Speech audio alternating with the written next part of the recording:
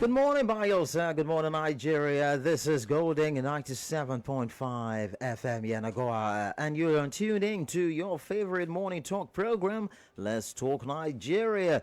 I am Moya Stiving. And I am Paul Oblomugbasa. It's an honor to be with you as we take a thoughtful look at the issues shaping our nation. Now, this morning we are taking on a question that sits at the heart of every kitchen table conversation. Yes, I had to deliberately use that. Every community meeting and indeed every political debate. We're still talking about the state of Nigeria as it turns 65. We're asking the question, what is the state of Nigeria as it turns 65? We will continue with this conversation until 1st October. That's for sure. We keep on asking this question, and different people will giving their different perspectives on the matter. Over 6 decades, actually, after independence, Nigeria remains a nation of extraordinary potential and equally extraordinary challenges. We are rich in natural resources and young talent, yet we wrestle with insecurity, unemployment, infrastructure deficits, and persistent poverty.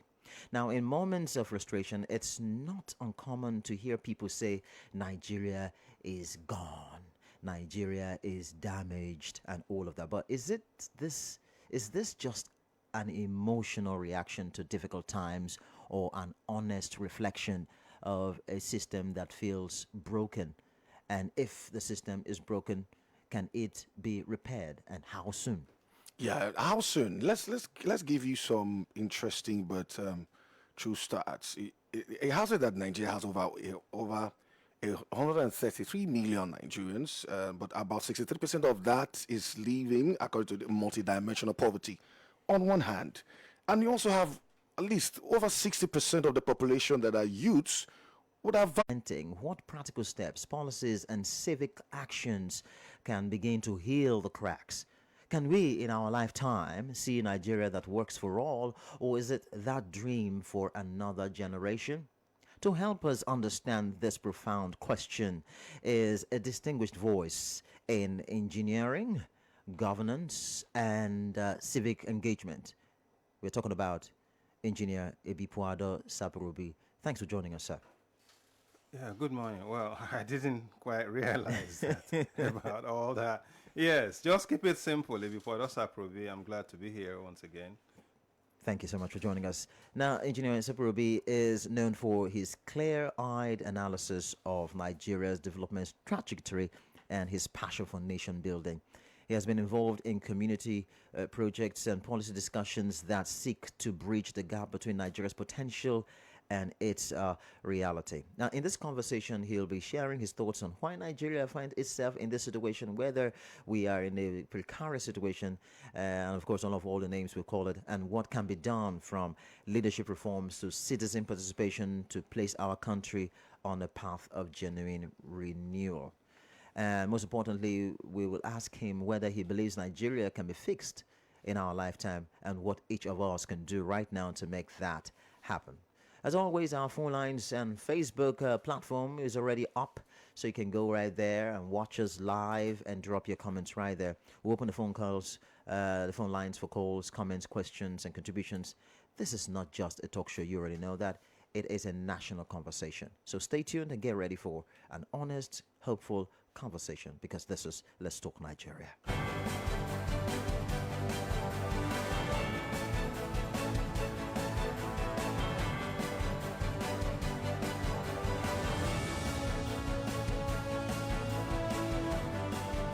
All right, welcome back. So before we begin this conversation, let's listen to an honest perspective by a young Nigerian. Take a listen.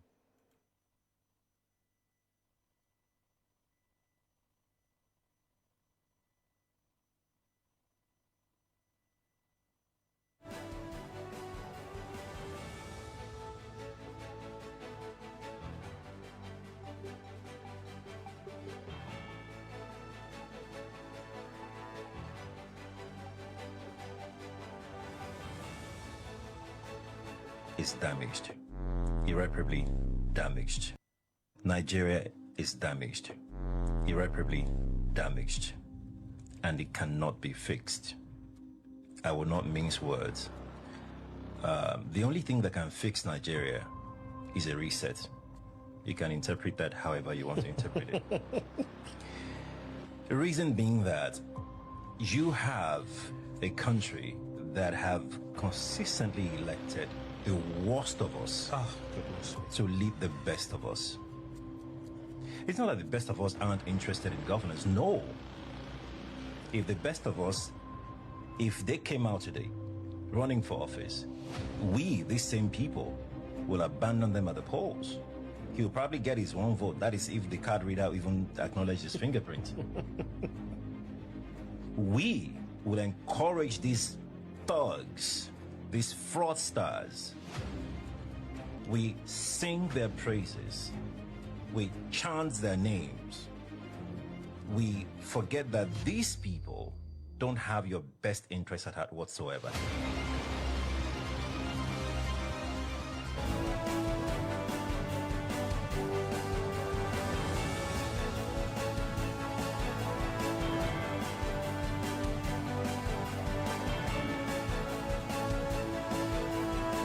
That's right, you've heard it, and let's come to the conversation. We have Engineer Ibupuado Saprobi right here. Let's start this way, Saprobi. When people say all of these words, just as you've heard, and of course on the streets of Nigeria, everywhere, what do you think they really mean? Is it about leadership, institutions, values, or something else? Some time ago, last week, we talked about leadership or opportunism, and Nigerians were, arguing between leadership and opportunism. So you're here again. Let us keep talking because it's all about awareness. We keep on creating this awareness until there is a change, isn't it? Yes, it is. And thank you once again. I think I'll take the line you opened with, hopeful, hopeful. In your opening comment, you mentioned that. So, yes, we'll have an honest but hopeful conversation here. But permit me, please, if you will, to at least acknowledge, people that has helped me to get here in terms of being on radio. I was an aspirant for governorship in 2003, and then I had this small manifesto. And so a few persons who were advisors to Alamese read it, and then they said to me, look, go and explain some of these things to our people. So many ideas, so much idea on here. And then I had the good fortune that the Honorable William Sofoni, who was the House of Assembly member representing my constituency, Sagwama Constituency 3, decided to sponsor, a radio program to allow me explain some of those things I had in my manifesto. That was how I got on radio. So I'm grateful to him, because it's 22 years now since that time, and I've done radio regularly for the last 22 years, So I'm really grateful to him, and I like to acknowledge that. That said, I will do my regular lines that whether we're talking about Nigeria can be fixed, cannot be fixed, it comes down to that one favorite word of mine, leadership. Everything rides on leadership, Moyo Stephen. Nations rise and fall on leadership. And we must take interest in this conversation about leadership. And the reason for that is that good leaders run good societies, and good societies produce good citizens. And so we must not forget this fact. And when I speak about leadership, I also want those who are at home to understand that it's not just about the councillor, the governor, the senator, the president. It is also about in the family. Recognize those in your household who have this potential. Identify them, encourage them. At the community level, let's look for good people. We have them everywhere, but most of the times they don't have the resources. So now, okay, this conversation is also, I think, coming at a good time because we are essentially at the threshold of the 65 independence celebration in this country. And 65 is a long time. It's a very long time. Nobody will say that 65 is, yeah. Those of us who were born before independence, I mean, we've traveled far down the road now. And so, why are we still here? Why are we still talking about the same thing over and over and over and over again? The reason for it, essentially, as I said, is one word. Leadership, for me, is a nice abstraction. By abstraction, I mean it's a nice way to encapsulate a whole range of issues so that the conversation can be simplified. But there are a number of factors. For Nigeria, all right, my thesis is that, look, we lost our way in January 66, particularly when the first coup occurred. We lost our way there, and we've not been able to recover from those events. I usually like to take that as a point to set off.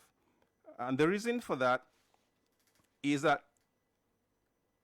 before independence, the elites, those who had received education, who had received enlightenment, who felt that Nigeria needed to self-govern, to govern itself, they went about asking the colonial government to say, look, yeah, you've been nice to us, you've been around for a long time, but I think we can take care of ourselves now.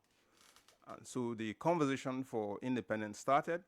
A number of processes. The actual process began, I will tell you, in 1922, under the governor Hugh Clifford, when the first central legislature was set up in 1922. Our people, Ernest Ikoli, after whom the center here in Yanagwa is named, was one of those young people in 23 who actually made it. They were the leading lights in Lagos at that time. So you see, from that time up to independence, Nigerians were generally optimistic, growing, our political structures. But shortly after independence, things went awry. Okay. Why I focus on January 15, 1966 as a point of departure is that the civilians were thrown out, soldiers took over. Now, there were two coups. The first coup was actually led by the very elite in the military. These were intellectuals. They had solid worldview. They thought Nigeria should be growing along the path of other countries. And but unfortunately, there was a second coup, all right, which replaced that one. And then these other people had no clear vision. They didn't have such worldview. They didn't have broad understanding of governance. And this eventually led to an element where force of arm replaced intellectual conversation about what government should be all about. This is an important distinction, you see, because from that point on, the participants in this particular second coup that happened July 29th, 1966, dominated the politics and government from that period. And they arrived at power using force. And they used force to continue to maintain that power. And then, of course, they gave up power reluctantly, all right? And then in the reluctance that came with giving up power, those who succeeded had also come to realize that for them to get to power, you need to use some kind of force. And this may well explain why political thugs became their own foot soldiers. Why am I saying this? Okay, I'm essentially saying that the quality of leadership started to deteriorate from July 29, 1966. From then on, if in fact, if you go back and read about the events of that period, you'll find out that, as I said, the first coup had the best and the brightest. The first coup, group. The second didn't quite have that level, in terms of intellectual capacity, in terms of preparation, but they were the fighting force, So this, to me, essentially explains in part as to how we have not been able to get the best. Like the clip you played there, the gentleman who spoke quite eloquently and forcefully made it clear. In fact, a number of the terms he used are terms that I have used severally, because I have said that those who are leading us, have not received the education that fits them for high public office. I have said that severally, and that's the point he's making. And I have also said, I don't believe in rotation, I don't believe in zoning, I don't believe in, because our problem in this country is not religion, it's not ethnicity, but a leadership that actually inspires confidence. That's what we need. And this kind of leader can be found north, south, east, and west.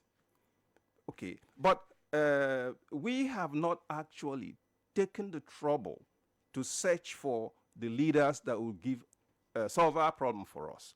The other thing that the military also did was essentially to systematically, create divisions. Like, for example, people think state creation was a good thing. Well, in a way, yes. But in other terms, it has created more division. I'll give you a quick example. When Rivers State was Bayelsa was about to be created, there were thoughts that it may be Al Bayelsa, that is, including a Ahoda local government area. But eventually, it didn't include Ahoda, but they were also concerned that it might include the Ngena area. So my secondary school classmate, who's a medical doctor, who comes from the Ngena area, on the eve of the creation, they went to him in Polo Field in Port Harcourt to tell him to get ready to pack and leave the house where he's living, because they're going to create a state, and then he's going to be in the new state, so he should quit his job and leave his accommodation. Unfortunately, Bayelsa was created and they were not included. So you can see already the hostility that just mere creation of state is creating between neighbors and friends and brothers and sisters. So these divisions, also help to exacerbate the issue of trust. The issue of trust also is part of the events that happened in '66. We were trying to manage this idea of a Nigeria that essentially was multi-ethnic, and but we had not quite succeeded in doing that before independence, and then the coup came and then shattered all of that. So it created a huge distrust among the different groups in Nigeria. And so, Paul, I know that you're going to come in now, but just to basically summarize what I've said now, is that the reason we are here, all right, and we've not made the kind of progress we ought to have made, is simply because we have not succeeded in getting leaders that are able to bring out the best in us. Well, because in the midst of everything, you answered some questions. We want to look at the problems. Is it a leadership problem, a structure-related problem? But you've made us understand leadership. Now, I want to ask you. It's going to be a 2-in-1, somewhat, but it's still the same thing. How can a nation like Nigeria, that has, according to the NBS, that's in 2022, that has over 133 million of its people in multidimensional poverty, realistically talk about fixing itself? And can Nigeria's economy be fixed without first fixing corruption? which cost us about over $18 billion yearly. So, firstly, how can we, when you know you have multidimensional poverty, 133 million persons, start very startling stats for that, fix itself? Can it also fix itself when we have not even fixed corruption in its whole entirety? Thank you. Yes, you're right. They are actually interrelated. Poverty and corruption are connected. No doubt about that. Okay, now let's start this way. The issue of corruption, you see, is tied to leadership. Again, today, people are looking at China as the example now. But I'll tell you that at the time we got independent, Nigeria was thought to be ahead of China at the time, or at least Nigeria was not put, China was not so much ahead of Nigeria as at the time we got independence. I'll come to some of those comparisons, much later. But the leadership in China today, understands that their national objective, of making China one country that's able to feed its people, create an economy that accommodates employment, and also become a superpower, because China has had the aspiration, and rightfully so, of becoming a world power. They realize that none of this can be achieved if they are not able to bring corruption under control. And so they basically took very drastic measure in that regard by instituting the death penalty for those who have been found and then established to have been corrupt. And it's not just at the national level, because currently the latest is, I think, the minister issue. And in my conversation previously, I've tried to stay away from discussing corruption. I've focused mostly on the leadership because, as I said, good leaders run good societies, and the issue of corruption in this country is, including the university where I have been, associated with for the last 23 years, there's corruption there. And, so I feel as uncomfortable there as I feel that corruption is elsewhere, And then we look at the corruption mostly from the financials, for example, But the universities issue corrupt certificates to people who then rise to a position that they ought not to have risen to. That too is corruption, because they are, in area of healthcare, for example, they could create real disasters for us. And then they are put in office where they are not able to perform. I am aware people who rise to very senior level who cannot write a memo for you, but they have the certificate to back it up. So I want us to look at corruption as a serious and endemic problem. And then when you go to have, like in the ministries now, is pervasive.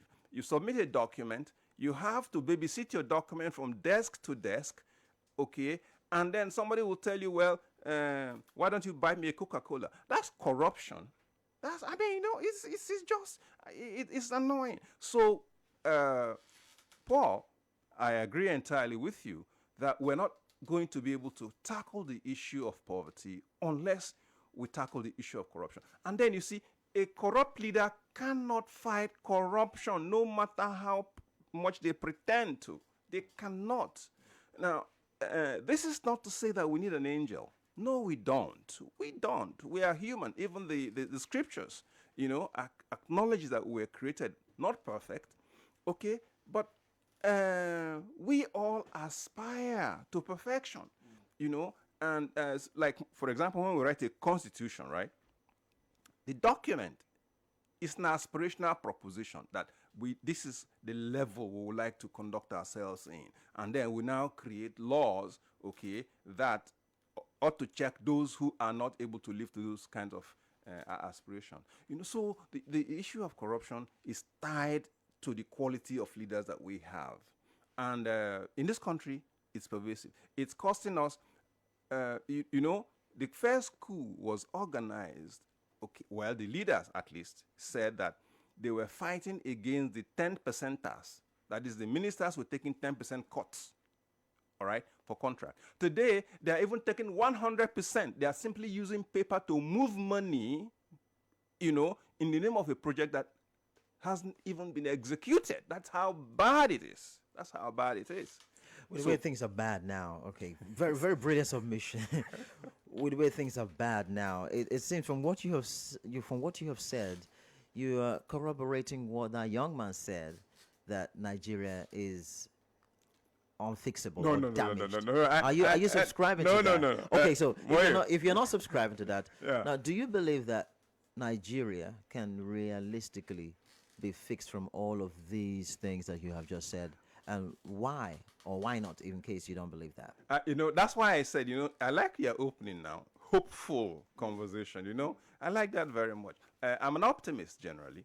I'm an optimist, and no, Nigeria can be fixed.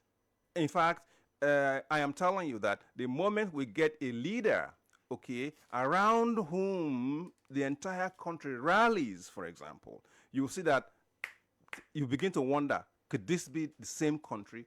Leadership is what we need. Leadership is what we need. But let me quickly, explain this. The person that made that statement, of course, he took an extreme, position, yeah. But then he, equivocated, because Nigeria cannot be fixed, he said. And then towards the end, he said, well, he calls it a reset. Okay, yes. So if he admits that a reset can be done, then it means Nigeria can be fixed. So I believe that Nigeria can be fixed. Now, how can we do that? We need massive enlightenment, massive education, because the people who vote today, they don't believe that their votes count. But yet, that is what we need. The kind of revolution we need in this country is a voters' revolution, not gun or anything. Anybody that tells you we need guns to cause a revolution in this country they cannot be serious. Those things don't work well. They should go and read history, Okay, what we need is a revolution of the mind of the people saying, yes, my vote is going to count. Now INEC is doing voter registration. I'm going to go register to vote, and I'm going to vote for my favorite candidate or my favorite party. Nigeria can be fixed. What we need is a leader. As I said before, all the issues about tribe, religion, okay, and then even violence in election had been instituted by those who cannot compete ordinarily. If the situation is like open, these people cannot compete. They know they cannot compete. And so they need this extra, electoral methods to try to win the votes. But when you have good leaders, for example, good leaders are self-confident individuals. They are not afraid to lose election, and we have people like that. They're not afraid to lose the election. So Nigeria can be fixed the moment we begin to have leaders. Now, they talk about the institution. Institutions are a product of leadership. It's top down from there. It is not bottom up. The good leaders create good institutions and support good institutions. Bad leaders undermine great institutions. I'll give you an example. What is going on in the United States of America now is an anomaly. I made a post when Trump was trying to, in his election that he lost, and he was trying to basically say he won. I made a Facebook post because I stayed there for 13 years. I knew how the system worked, okay? I said it was an irony that the Republicans, who ordinarily are the defenders of the rule of law, were the ones now trying to undermine that very source. So I'm giving an example of how a bad leader can undermine even a good institution, you see. So from the councillorship person elections to the local government election to the state governor, rep, assembly, these elections are all very important, and they are the means through which we get to fix this country. And then you have to put people, I've talked about character before, and let me repeat that I tell my students, you may have all the learning, you may have all the CGPAs, but if you have no character, you're nothing, and I don't care. You can have 5.0 out of 5.0, okay, if I'm required to give some kind of assignment. If you don't have the element of character, I won't even bother myself with it, all right? Because we need people that we can trust, and that comes from character. Along with that is the issue of competence, you see, because competence without character is zero. I mean, so we need to find the people who have not only the character, but also who have the learning, and therefore the carrying capacity. Competence means the carrying capacity for any assignment. Someone who is competent is capable. They can do the job, all right? It doesn't matter. Whatever job you have given to them, if they are competent, they will be able to do it. So we need to move away from this sentiment. Like right now in Bielsa, I'm reading all the, Facebook posts about this people's turn, that person's turn. Can you see? Nobody is debating the quality of the individuals. Nobody is debating the suffering. Nobody is debating the poverty. They are debating their turn. And these are all sponsored by the leadership. That's why I keep saying, people say follower. No, the followers, they are following. That's why you call them followers. They are following. You see? So we need to begin to ask questions, okay? Scrutinize these people. And once again, I'm going to thank Golden FM, the management of this radio station, and then, of course, those of you who are here. This is a medium through which the ordinary people join this particular conversation. So what you guys are doing here is wonderful, okay? And I just hope that, there will be more avenue for information to go out to our people, that the power to change this country is in our hands, is in our votes. And that somebody offers you 5,000 naira. You are selling yourself. Completely, you are selling yourself. So think about your children, their education. Think about your child that have finished school, after youth service, is at home, doesn't have a job. Those things should be the motivating factor for people to go out to vote, to do the right thing. We are capable of running a country that is successful. In this country now, okay, in Nigeria, let me tell you, one of the secret assets of this country is the diaspora. Is the diaspora. And I can speak to this from a point of knowledge. You see, whether it's medicine, any field, you'll find Nigerians. When I was a young engineer in California, a friend from OD here, was a member of NASA, okay, space program. He was in the unmanned space communication, Another fellow from Imo State, was also in the mission control. So we have people, but they will not, Basa in his remark, okay, mentioned the diaspora inflow of fund. That's a great thing for us, yeah? But you see, the one that is even more important is how we get the diaspora talent to come and help us to develop locally, all right? And they can't come in the midst of kidnapping, in the midst of insecurity, no infrastructure, no water, no light, okay? All right. Okay. I don't want this to sound like lamentation. Man. You're being factual, so no. that's what we're looking at. All right. Okay. So you mentioned it that it is a participatory program. So Absolutely. we want to open the phone lines now to get your reactions. 0707 747 1522, 091 1975.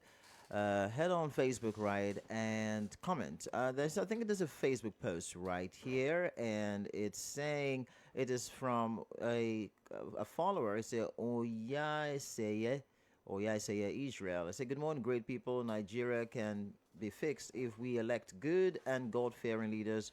What we have in Nigeria is not leaders. They are there for their personal interest and not for the masses. A leader should fight for the well-being of those he is leading. Our leaders have failed us. Nigeria can be fixed by fixing the electoral umpire, INEC. Voters also fix themselves by voting credible leaders. That is from Oyaiseye Israel. Thank you so much for your comments. Keep the comments coming on 97.5 Golden FM Facebook post. Yes, go there and drop your comments. And of course, yes, let the calls coming now. 0707 747 1522 and 0912 000 1975. Hello, good morning, and thanks for joining us on the show today. Hello, good morning, Mr. Paul. Good morning, Mr. Steven. Good morning, our guest in the studio. Good morning to you. Good morning.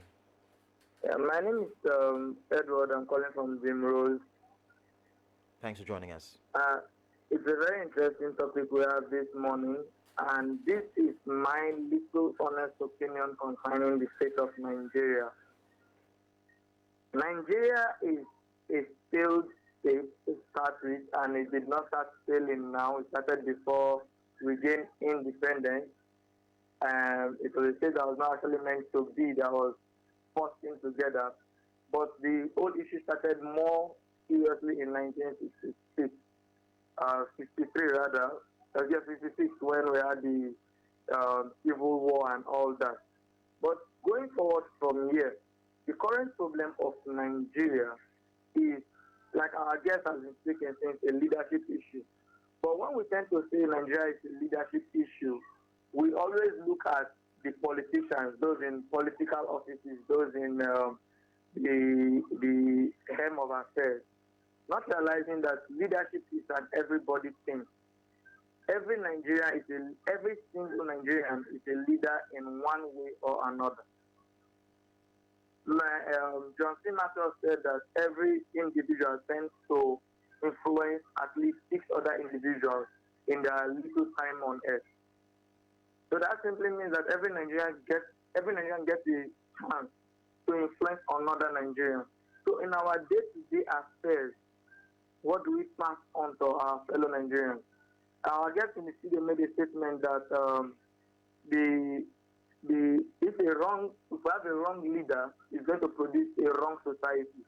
I also bet to say that how about when we have a wrong society, a society without value, a society without morals, a society without discipline, a society that allows everything bad to go. What do you expect such a society to produce as leaders? All right, thank you very much. Thank you very much for your contribution. You have done pretty well. Let's hear from others as well. Good morning. Good morning, Dr. Moya Steven. Good morning.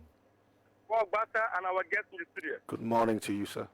I remember to anyone. Thanks for joining us.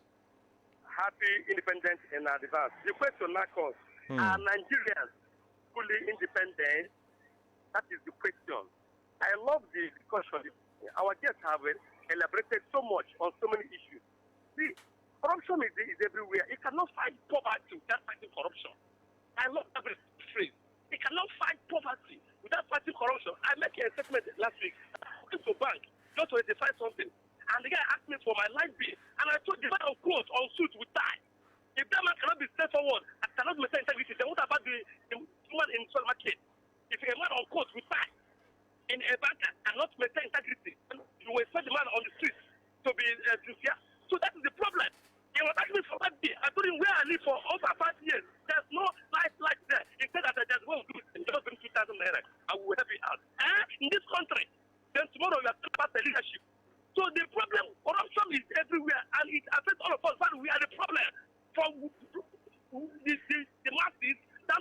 leadership, we have failed. So to get it right, corruption must be the first and foremost thing to treat. Because most especially everybody are corrupt. You see an illiterate who knows nothing, we given a doctorate degree, who doesn't know how to say in them. Doctorate to do what? You will see a copper who doesn't know how to say go. How come? How did he defend the project? And I see two coppers. They don't know how to do anything, but they are how do they get to defend the project? To come and start. These are the problem. Corruption everywhere. When you give money, when you do something, they give you what you want, you go your way. So this thing needs to be treated. Corruption must be first and foremost before we talk about poverty. Both of us, in fact, out of 90%, out of 100, 90 are corrupt. So to get it right, we must focus on corruption. Everybody. Thank you. Have a wonderful day. Thank you, Apostle White. Appreciate you. One more calls. Let's take more calls. Good morning. Hey, good morning, Mr. Moe Stephen, Paul Data, and the doc in the studio from NG. Good morning, sir. Good morning. Thank you. Good morning. Yes, I remain the big Luke, calling from the news. Yes, this issue of basing on independence on 1st of October and also by first stage of 1st October, after 29 and Nigeria 60, I think 65 thereabouts. You know, this country, people have been coming on air, on TV stations, on cable stations, good things, good opinions on Nigeria. But the issue is that at the elites, when I mean the elite, the leaders that control this country, that govern this country from the presidency down to the governors, down to the ministers, to the senators, to the House of Rep members, to the state assembly members, the commissioners, the local government chairmen, are they actually listening to this advice that people are giving, like what the spirit of the story there? Good points. People take their time out that they are trying to use to do other things for themselves, come on studio and say these good things. The elites, they will just, when they won't listen, they won't have social media voice that listen to all these programs for them. When they will say, I want to talk to you, I will do what we like. That's the problem with Nigeria. And according to people say, we should keep on talking. We should not be silent. Since we are alive and our mouth can talk, we will continue talking. Someday, God might change the heart of our leaders. Because people will talk and they still do this. I don't know why, if, like what you asked him, if you don't test party in Nigeria, corruption, to kill corruption will be a problem.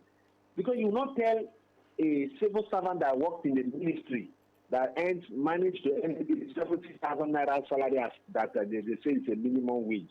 And when somebody gives you an opportunity of bribe on this, because even that is salary or something that cannot even pay schools that are private schools, that are in universities, their hospital bills, their house rent, their feeding, that is even expensive more than the minimum wage in Nigeria. So if you want to corruption, first the government of the day will first fight poverty. If you look at the foreign countries, they've gone above poverty. So corruption is not in their age. But in Nigeria, when you don't kill poverty, my brother, corruption will continue until government try to keep on. Not this one, they'll come out with one program, they call it Shopee, they call it Empower, they call it all manner of name, cash transfer policy. All those ones are not poverty elevation. If you want to kill poverty, government knows what to do to kill poverty. Okay. If they can kill poverty in Nigeria, corruption will stop. Okay. Thank you. Appreciate you. That's it. Nigerians are still very hopeful, but just that there are certain things that need to be done. But look, we want to round off, Engineer Saprobi. Which? Weekend. Yes, yeah. Which, you really spoke a lot. Yes. You really spoke a lot. You've answered different things. You did, Okay. and we allowed you. We gave you Yes. free hand Yes, to yes. to express yourself, and that's why you never knew that the time was really flying. Actually, but let's take this one before we go. Hello, good morning. Before after the final question. Good morning. Good morning. Yes. Good morning. Good morning. Yeah, good morning, people in the studio. Morning. Great to you. Morning. I'm calling from Savagria. Okay. Away. Yeah, my name is Owe. Okay. You see, just like what the last caller said, we cannot move forward without dealing with corruption. You see, we all celebrating corruption in this country. Why do I say so? A staff in the pension office.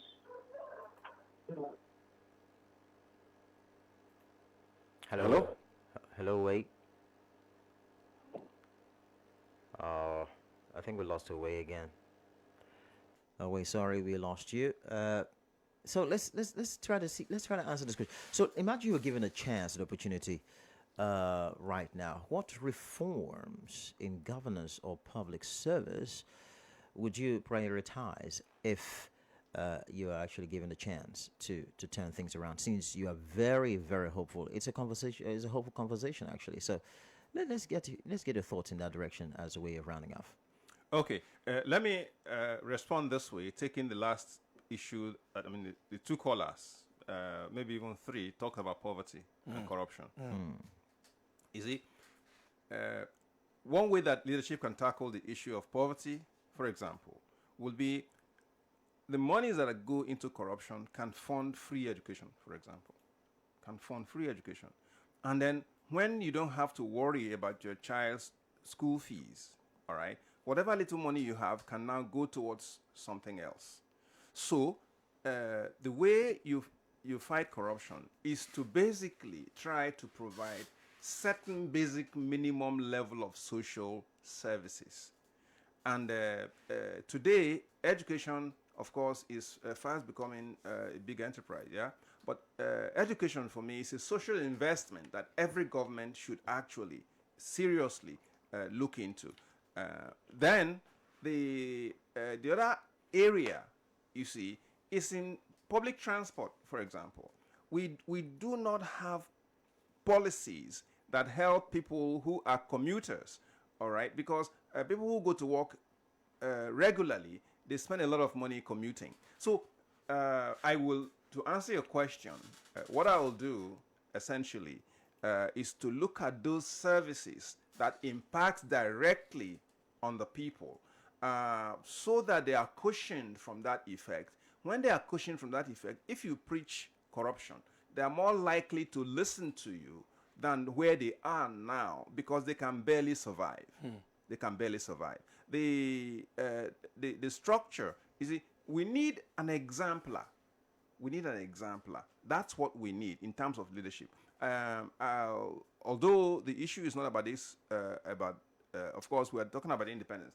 Take the current government, for example. The president announced a ban on foreign travels and then engages on series of foreign travel with huge entourage. That is not in Zimbabwe. I think Zimbabwe, yes, Zimbabwe or Zambia, one of them. The president put a ban. He said even he himself will not go anywhere unless it can be seriously justified. So when we talk about leadership, we're talking about leaders who can become exemplars, because it is only when they show the example that the followers can then, follow. So, yes, invest on social amenities that impact on people's life. And I agree with the last caller, although he was cut off. All those rubbish about Shopee, direct, those things, they are all fraud. All of them fraud. I challenge them to a debate. All those things are fraud, because I've been here. I've not seen one person that I know, okay, whose life have changed as a result of those events. No, we need to look at issues that affect people's life directly. Health services, education, yes, the economy and general infrastructure. That's it on the show today. I know a lot of people will still want to contribute, but we do appreciate every one of you for your time. Yeah, so very, very quickly, before I take my parting shot, I would like to also inform our dear listeners that by 10 a.m. we'll be joining our sister station, Radio Biasa, for Talk to Biasa, and there will be a talk concerning the spread of fake drugs in Biasa State, and it happens 10 a.m. immediately after the world news.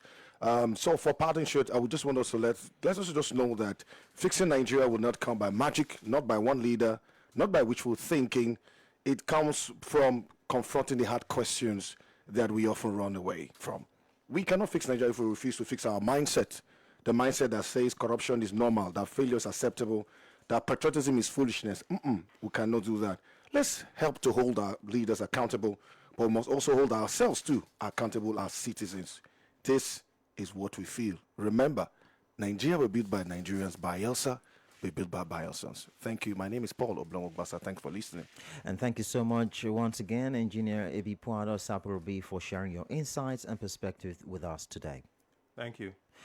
Thank you to our amazing listeners for your calls, your comments, and your questions. Conversations like this remind us that even in difficult times, dialogue, ideas, and collective action can light a path forward. Whether you believe Nigeria is in a dire straits or simply challenged, one truth remains. It will take all of us, leaders and citizens alike, to rebuild and renew our nation. The future is not something we wait for. It's something we create with the choices we make every day. This has been Let's Talk Nigeria on Golding 97.5 Yenagua, where we discuss the issues that shape our lives and our country. Stay tuned for more great programming and join us again tomorrow morning for another thoughtful conversation. I am Moye Steven. Thanks for listening. Let's keep talking, keep believing, and keep working for Nigeria we all deserve. Have a hopeful and productive day ahead.